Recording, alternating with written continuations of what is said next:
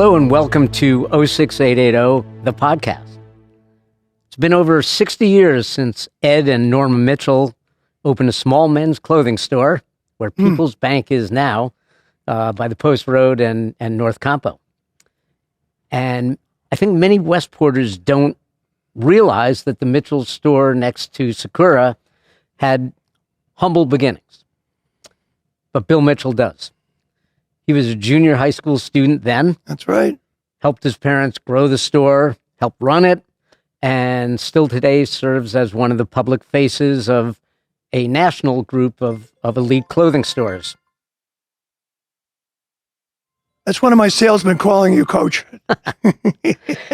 He's an incredibly generous Westporter, both personally and through the store. But at heart, he's just another Westport resident who loves the town that you still call home. Welcome, Bill.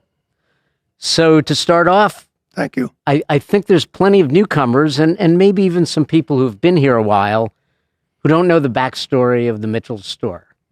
Can you give us the quick Reader's Digest version? Yeah, I got that means the condensed. And those of you who know me, Dan, you can cut me down whenever I need to. But first of all, thanks for having me on the podcast. That was something I look at all the time. Anyway, yes, my family did have humble beginnings.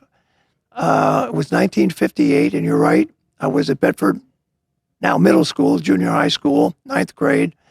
My brother Jack, my only sibling, was up at Wesleyan University up the road.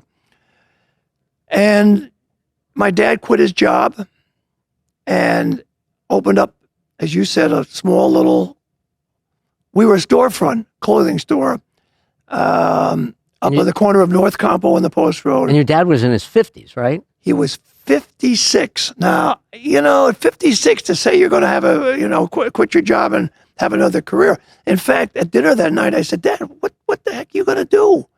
We need to eat. He said, he never looked back, Dan, never looked back.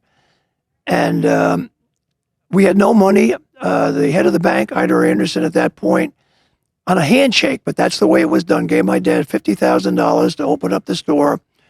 My grandmother was our first tailor. His mother, you know why? She could sew, and she didn't charge us anything. And so we grew, and my mother worked right by her side, right by his side, I should say. She'd been part of the community and the women's club and Saugatuck Church. And anyway, we grew. I got out of college. I don't know whether you even know this or not. My secret ambition was to be a sportscaster. And Westport has had a lot, and still has a couple, sportscasters.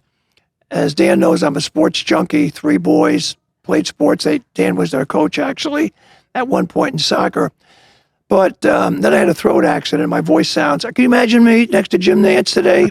Doing with that voice. So anyway, I went in the business, and we grew. I got my brother to come in. He has 4 sons. I have 3, all of whom came in at one point. Todd left to go elsewhere, but is still a passive owner. And the 3rd generation, which runs it now, reminds me that I'm day by day, and that I better watch myself. So there you have it. We're still in business. So you got the 4th generation ready to take over. I've seen statistics that 90% of family business. It's 3rd generation, 90%. But go ahead. 90% don't make it to the 3rd generation. That's correct. And Jack and I heard that. We're 2nd generation. Mom and Dad, as Dan suggested, were the 1st. And so we hired the guy that we heard that from. We belong to an association, as you referenced earlier, of family-owned clothing stores, one of which we bought, actually, subsequently out in the West Coast. But anyway, when he said that, and again, we were growing, we didn't have cash, but when he said that statistic, and Jack and I didn't know a damn thing about the continuity of family-owned business, we hired this guy, and he was with us for 35 years, and he guided us through the travails of a family business. And I know you've had Robin Tauk on, you've had other family businesses. They're hugely successful, but guess what? The family businesses have the same challenges, problems, who's in rehab, who got remarried, all that stuff you have to dissipate. And So anyway, we hired this guy, and we're still here today. That fourth generation is knocking on the door now, which is great. As I suggested, for planning purposes, Jack and I dissolved our equity in the stores, and gave it, appropriately and equally, in a sense, to the next generation. But you're right, 90% of third generation family-owned businesses go in the tank. They don't make it. So when we heard that, we said, we better hire this guy. And, we're still in business. We work as hard off the record to keep our family together, our business family together. Well, our whole family, but certainly our business family together than we do our bottom line or sales or everything else. So it's interesting. You, the Tauks, Stu Leonard, the and Galts, his family, Stu Leonard. the Galts. By the way, did you see Stewie on? He was on the Today Show yesterday.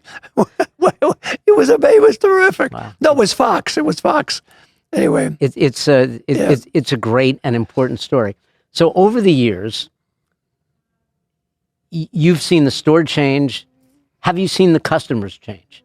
Do you get a different customer today than you used to? well, I think COVID has changed a lot of that in the sense of what they're wearing. The other part of that, as the customer changed, when I grew up, when you grew up, Westport was a smaller town. I remember the town being like 6,000, 7,000 people back in the 50s. We didn't lock doors. We went over, got a bottle of milk out of someone's home, said, say hi to your mom, Bill. I hitchhiked down on South Compo, down to the beach. Well, I lived at the beach, but, around town. Now, you don't see that. You wouldn't pick up anybody for fear of some violence, perhaps, or whatever. But the smallness of the community, you could really feel the essence, at least I could, and I know others did too, of the community. I mean, my parents moved here in 1941 because of the inclusivity of this community. I'm in the minority, a WASP. You had to be Italian or you had to be Jewish. They ran the town. And it was that feeling, whether it be soccer or football. No one cares what ethnicity you have. You just, you want to take the ball over or you put the ball in the net in your business. So there are still a lot of pockets of that. I find that. I look for it today. I mean, we have the conservative synagogue right around the corner. It's not my faith, but you know what? Rabbi Wiederhorn is a sensational guy. You ought to have him on. He's head of all the rabbinical, tri-state rabbinical. You may know that, yeah. So whether it be Jew or Catholic, Italian, it's now because I'm getting a lot older. I'm an old fossil at 78. The younger generation are coming in now. I took a walk at the beach yesterday where I often see you, and I'm looking at all these young kids in strollers and 3 or 4 year olds, and I don't know anybody anymore. They may know me because they may stop in the store, but the fabric. People say, "Oh, Westport's changed a lot." I'm sure it has. The houses have gotten bigger. Some of the homes have been torn down, and these big, and wealth has certainly come to the community. But the caring. I mean, you teach up at Staples. You see, I get phone calls all the time. Bill, can you help out with somebody's house burn, or they don't? There's still that need and the caring. And you mentioned a few names: the Tauks, the Galts, the Leonards, the Romanos. We try and help out. That's the fabric of the community. I wouldn't move anywhere else, Dan. You get asked to help out, I am sure, a dozen times a day. And the store is open for any kind of fundraiser and all that. What are your favorite organizations or groups that you help? Well, my favorite are the kids. And Paul Newman, who I would say for me anyway, in my 78 years here, a native, would have been the most special person other than my folks that I knew in town. And when he built that camp for the whole Dewagan camp with cancer, now I think there's about 14 around the world. But the first one was right up in Connecticut, the northeast section, for kids with cancer. And they all came free. And he came in the store one day and he said, he always, has glasses down like this, right? And he put his finger in my face. He says, Mitchell, you can say no to me. And I'm thinking, that's not going to happen. But what, Paul? What do you need? He said, I'm going to start this camp for kids. I start to go for a check or something. He said, no, I don't need your money. I said, what do you need? I need T-shirts. Oh, you're in the right place. Well, why T-shirts? Because kids are going to come to that camp with drips from cancer, maybe amputees. Some kids won't make it through the summer. They'll die. Some will make it, but they can all tie-dye. I need white T-shirts. We're still involved with the white T-shirts. But the kids, like I said, when Marsh Petrosio was head football coach here, he called me often, Billy, I need something. The kid needs it. Marsh, send him in. We don't talk about it. That's Westport, right? And, or we tag team with some of the other families you said that are still around. And it's what makes Westport special. And my folks taught me that too. They started to give, Dan, when they had nothing. And my father once said, and I'll end with this part of this subject, if you don't start to give when you have nothing, you'll never give when you have something. And my dad was right, and Paul Newman was right. Wow. Yeah, kind of nice, huh? Oh my God! And you've kept up that. Well, we feel it's a responsibility. And by the way, the community's been great to us. I mean, come on, and we have other stores, Greenwich and other stores out west, but I kind of, I'm anchored here in Westport because it's my home. As I said, where would I go? Where would I go? I love the community. You've talked about Westport as a home so often. Yeah. And you've talked about generosity and all that. What else makes this different from other places? Well, I think, my parents moved here in 1941 because of the educational system. It still is A+. I just saw recently where Westport was named like 28th in the country. I don't know who ranks these people, and number 2 in the state to New Canaan. But in aggregate, we got an A+. A+. But that's the way it was when my parents moved here. It's the way it was when I went through the whole school system and my 3 boys that you taught at soccer. And so the educational system, Campo Beach, where do I'm going away on Sunday someplace that's really, but you know what? I'm saying to myself, taking the walk at Campo Beach, this is the 8th wonder of the world.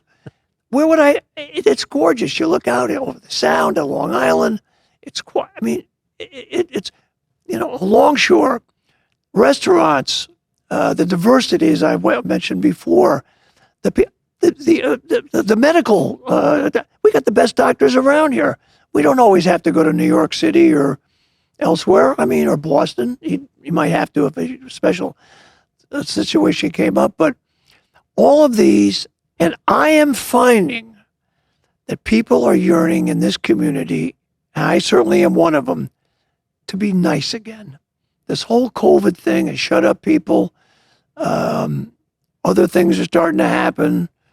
As you know, I'm a recovering alcoholic of 31 years, and a friend of mine just passed away a couple of days ago. I don't know exactly what happened, but it looks like he took his life.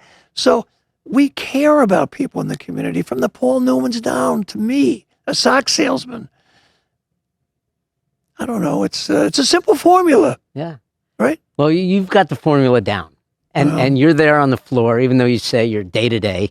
Well, I like deprecation, so I get it from my family. So you're there on the floor every day. You meet people. People come in and tell stories. What are some of the stories you remember, or the people you remember from, Saturday mornings at Mitchell's? Yep. We serve bagels and coffee and hot dogs in the summer when we get this COVID thing straightened away and other amenities. And we want them, we try and make it feel like you're coming home, like you're in a club. I do, I must say, with a lot of humility, I have a great staff. Believe me, one person can't make this whole happen. And so hopefully the culture permeates through our staff and our, I'm in business for one reason, believe it or not, to make money. I was asked that once at a seminar, why am I in business? In fact, there was a group of very smart kids from Georgetown University in New York. All these kids were 8, but wait, I asked them, why do you think I'm in business? Oh, to have fun, to drip up. Guys, I'm in business to make money. But it's how you do that, you know? Yeah, we sell clothes, but we're selling much more than that. And it's like Stu Leonard's rock. Rule 1 and 2, customer's always right. Rule 1, rule 2, the customer's wrong. Go back to rule 1. It's a simple formula. Well, I think my 2 favorite Mitchell stories, and I have a ton of them, are thank you. the people who come in who haven't bought anything there and they need, their cover buttoned on or something, and you'll do it. Well, that's true. And I'll tell you, just recently, we had a big wedding. The Pasilio family that are known in Westport, those kids played football, but they were great athletes. 2 guys. And the kids all worked at Mitchell's. So Brandon Pasilio got married. And they did all the wedding stuff. 2 of my people went to their home 1/2 hour before they left for the service and helped the guys tie their bow ties because they couldn't tie a bow tie. We have one guy. Yeah, but that's what we do. Or if they need something like 20 minutes beforehand altered, I mean, I took 3 suits years ago for Jack Welch when he was running GE, one of his guys, to Zurich, Switzerland. He went over and I told my wife I'll be a little late for dinner. Where are you having dinner? I said, 37,000 feet going to Switzerland. She said, what? You do what you got to do. And, it's a small town. That word gets out. But you take care of your staff too. The other story is Dominic, the tailor, when who'd been with you for He was decades, my MVP coach. That's decades. Right. Yep. And the 1994 World Cup, right? Yep. Well, you took him to every game. One of the World Cups. You took him to every game. Yeah, his last name was Condileo, so Italian, and he roots for Juventus, which you soccer people that don't, you non-soccer people listening to this, watching this, they're one of the premier teams in Italy and in Europe. And so I said, tell you what, Dominic, Italy qualifies. They usually qualify. We'll go to every game. Fortunately for that statement by me, Dan, the first 2 games were at Giant Stadium. Now, what do you call it? And it was Giant. MetLife, yeah. So I had 2 home games. The next game was up at Foxborough, not too far either. We could drive. They get to the finals. We fly to Pasadena. It was against Brazil. And Dominic, again, our MVP, he couldn't believe he was doing all this. And, hey, you got to take care of those who take care of you, right? That's the bottom line for me here. He was nervous. I never saw the guy smoke more cigarettes. He had a few drinks. I don't drink, as I told you, but he had never put his toes in the Pacific Ocean before. It was a beautiful day before I went down to Pasadena. Unfortunately, Brazil for him won the game, 1-0. But anyway, yeah, you got to take care of your people, your stars. I don't know, a lot of this, I'm not the brightest bulb in the inventory of light bulbs, Dan, but it's common sense, don't you think? Yeah. You got to take care of the people that take care of you. Yeah. Hey, we may or may not be nice people at Mitchell's, but if the clothes don't fit, they're not coming back. Yeah. So let's talk about another business question, COVID. Yeah. How has that impacted both Mitchell's and the retail environment in Westport? Well, I'll take the last one first. I mean, I don't know. I'll take a little trip up Main Street on the way back to the store after this fun conversation, by the way. But a lot of vacancy signs on Main Street, a lot of empty stores. It's true down in Greenwich. It's true all over. We have survived. Fortunately, one of my 2 nephews, who the 2 co-presidents, so they're not enamored by titles in a family business, at least with us. Russell Mitchell is our CFO, and he's kept us in a good cash position. I'll just say it the way it is. So we were able to survive. We had to cut a few people out. Unfortunately, there was some attrition to this whole thing. And, raises, bonuses, salaries were frozen. Everybody's for a year and a half. We were closed for a few months like everybody else. And but business has come back, but it's taken its toll. It's taken its toll on, particularly some of our staff that have young kids, schools. We're not wearing masks, but we will when I will put one on when I walk out of the library here because it's still a mandate. It's just a lot of differences on how we do it, but we've got to keep ourselves up and happy. Now we're starting to come out of it. And like you said with Dominic, which was a extraordinary gift of going to the World Cup, but we do that with our staff quietly. Might buy him dinner. We remember birthdays, kids. And I think that's what makes a family business. We've mentioned a few that are successful. Family business. I know they do the same thing because we share ideas together. But COVID was tough. But you know what? It was tough on you. Yeah. It's tough on everybody. And but together we win or lose. But you mentioned in the beginning that business apparel is changing. People aren't going to the office. Yeah, I mean, right? I wore this tie for a reason. There's no one in my staff right now wearing a tie, believe me. Who's wearing it? This is an ancient apparel at the moment. But sport coats are coming back for men and the sequel for the women. Casualness is, but, let's face it, we're luxury and our business is booming. But you know what? The dollars are less, and I'm not complaining. I'm just saying the way it is because when you buy some nice sportswear, it's not the same price as one sport coat. But I had a young man just joined a law firm, and that law firm, it's a large one, has indicated that they want their client, their staff back in jackets and suits again. New York is starting to open up a little bit. The trains are a little fuller, I'm told. I haven't taken a train in a long time, but so it's slowly coming back. I have no idea where it's going to be. I don't know. I know I'm getting too macro here, but there's such dysfunction in this country, but not in Westport. To me, it's a solid. I just saw where our chief of police, and I know I'm getting political here maybe, but he's a terrific guy, and a native Westporter, I might add, as you know. And a guest on this podcast. Has he been on before? Okay, good. Yeah, you're absolutely right.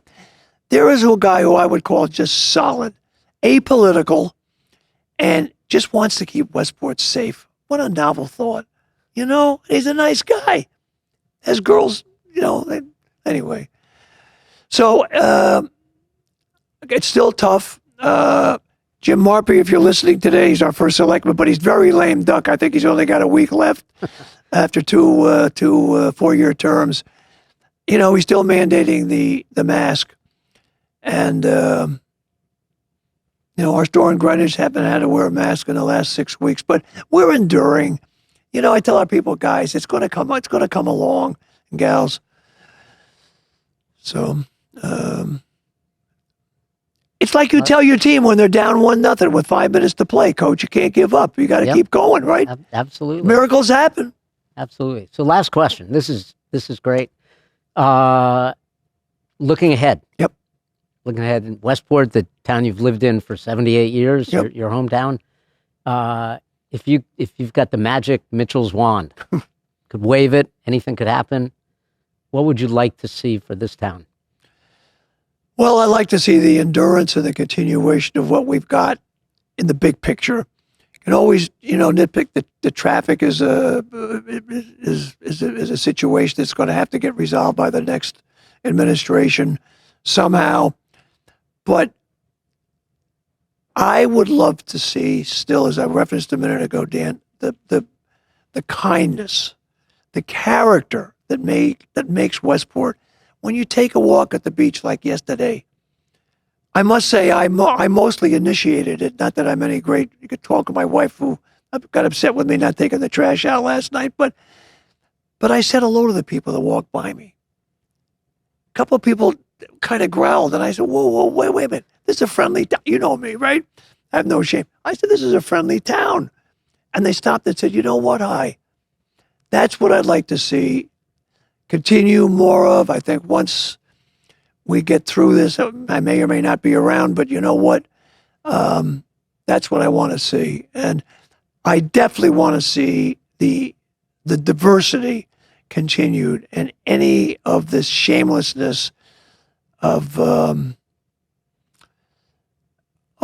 not treating people correctly. At least I can't affect anything, but maybe in this community a little bit. And, any anti-Semitism has got to stop. S-T-O-P, stop. Yeah.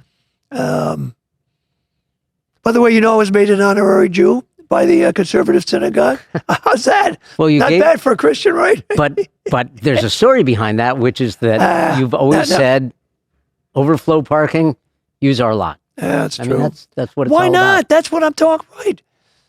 Exactly right. They were. That was some hullabaloo years ago. Dan's right. I just said, look at Rosh Hashanah, Yom Kippur. We got 160 lots. We parked. I went to two people. They said yes. The Saugatuck Church, right across the street from here, almost. They have a big parking lot in the back, and the Playhouse. Of course. Yeah, that's what we say, right? Of course.